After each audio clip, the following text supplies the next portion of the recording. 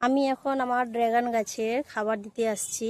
এই মাছটা গরম পড়ে যায় এভাবে, আর গরমের আগে খাবারটা দিয়ে দিতে হবে, নয়তো গরমের আগে না খাবার দিলেও গাছে ফল ফুল হবে না। আর আপনাদের গাছ যদি এরকম থাকে, ড্রাগন গাছ থাকে, তাহলে আপনারা এই সময়ে ড্রাগন গাছে খাবার দিয়ে দিন, মিক্স ফার্টিলাইজার দিয়ে দিন। আমার তো মিক্স ফার্টিলাইজার আমি তৈরি করে রেখেছি, আমি আর গাছের গোড়ায় দেবো আর দিচ্ছি, আপনাদেরকে দেখাচ্ছি। আর দেখুন কত গাছের, এই ড্রাগন গাছে দেখুন কচি কচি ডালপালা ফুটেছে। আগের বারে তো কত কাটাই করেছি, আমি আপনাদেরকে দেখিয়েছিলাম, ফের কতগুলো হয়েছে। এখন আমি কাটা নিয়ে আসিনি, আমি এখন কাটবো না, এখন আমি গাছে খাবারটা দিচ্ছি, আপনারা দেখাচ্ছি খাবার দিচ্ছি। আমি এই গোড়ায় গোড়ায় দিয়ে দিচ্ছি খাবারগুলো।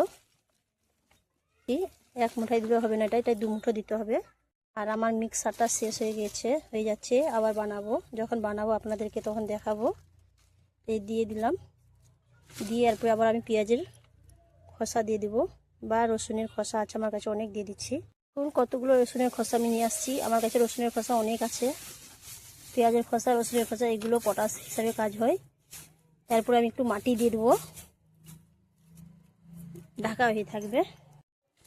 যখন মাটি দিয়ে দিলাম, এবার আমি পানি দিয়ে দেবো।